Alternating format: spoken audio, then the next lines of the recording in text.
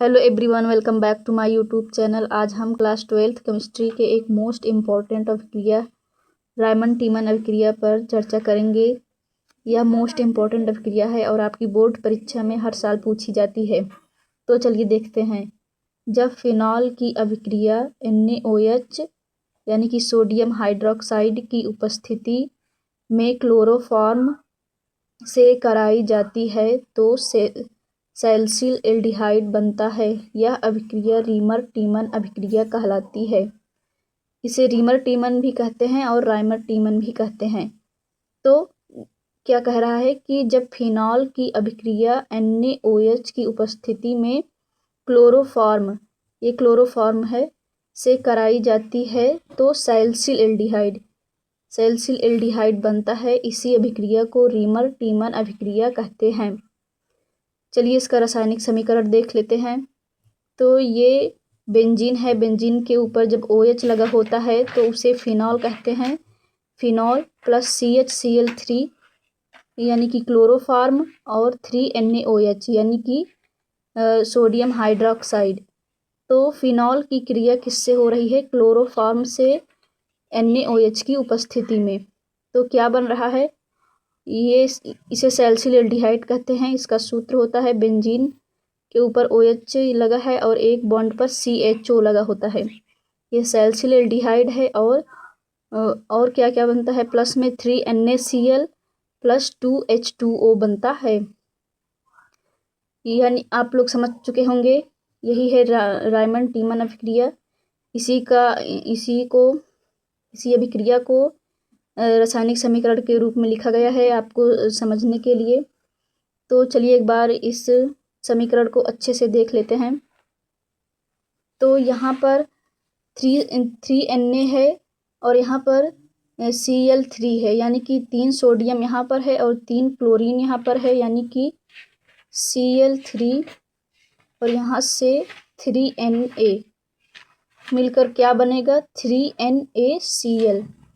यही 3NaCl यहाँ पर बना हुआ है, यानी कि 3 सोडियम और 3 क्लोरीन मिलकर 3NaCl बना है। और यहाँ पर क्या बचा है? 3OH और यहाँ पर CH बचा है और यहाँ पर 3OH बचा हुआ है। 3OH यानी कि 3 हाइड्रोजन यहाँ पर है, 1 हाइड्रोजन यहाँ पर, 4 हाइड्रोजन है और 3 ऑक्सीजन। 4 हाइड्रोजन और 2 ऑक्सीजन मिलकर बन जाएगा 2H2O। देखिए यहाँ पर 4 हाइड्रोजन है और 2 ऑक्सीजन है, यही 2H2O यहाँ पर बना हुआ है।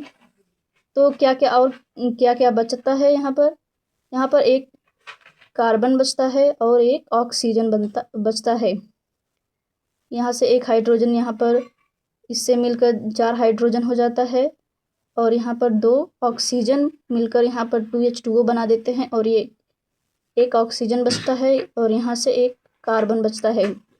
यही कार्बन और ऑक्सीजन यहाँ पर जो एक हाइड्रोजन लगा होता है उससे मिलकर CHO बना देते हैं।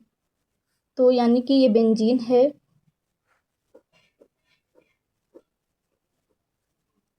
बेंजीन पर जो हाइड्रोजन यहाँ पर लगा होता है, आप लोग को पता ही होगा, यहाँ पर सारे बॉन्ड पर एक एक हाइड्रोजन लगा होता है। यहाँ पर ये CO जो बचा है यही यहाँ पर मिलकर बना देता है CHO और क्या बन जाता है? Salicyl aldehyde.